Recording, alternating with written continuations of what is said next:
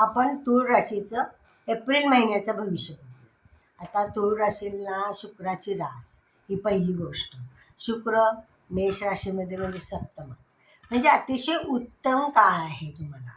शिवाय शनीसारखा ग्रह जो राजयोगकारक आहे तो षष्ठात आहे, म्हणजे तिथे तुम्हाला शत्रू राहणार नाही।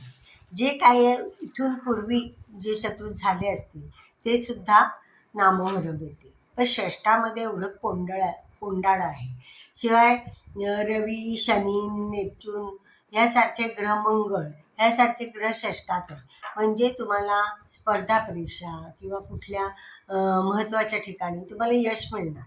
कारण इथे काय आहे, तुम्ही तिथे यश मिळवणं म्हणजे तुमच्या स्वतःच्या कर्तृत्वाने म्हणा, स्वतःच्या अभ्यासाने म्हणा, स्वतःच्या कामामुळे म्हणा, इथे तुम्ही यश संपादन करणार आहे। आणि व्यापार व्यवसायामध्ये म्हणाल तर अतिशय सुंदर काळ आहे।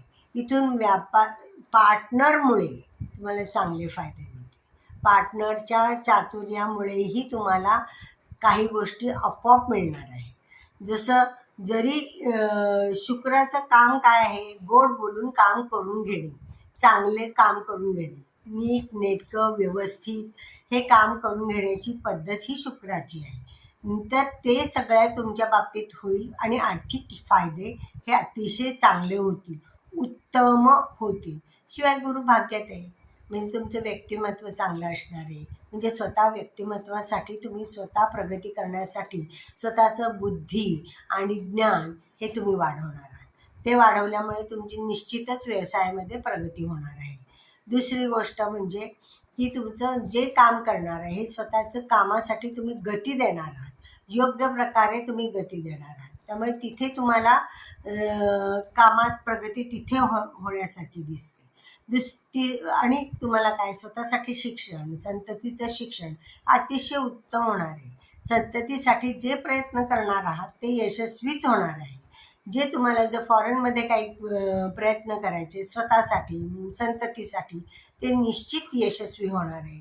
कारण हा काळ तुम्हाला शुक्र आणि गुरुचा चांगला पाठिंबा मिळणार आहे। शनी हा जरी राजयोगकारक असला, षष्ठात असला, तरी तो यश देणार आहे।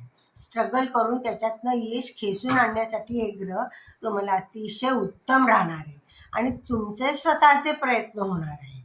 त्यामुळे इथे तुम्हाला चांगले फायदे मिळतील। शिवाय पार्टनरकडूनही तुम्हाला चांगला सहयोग मिळणार आहे। कला क्रीडा क्षेत्रातल्या लोकांना अतिशय चांगला काळ आहे।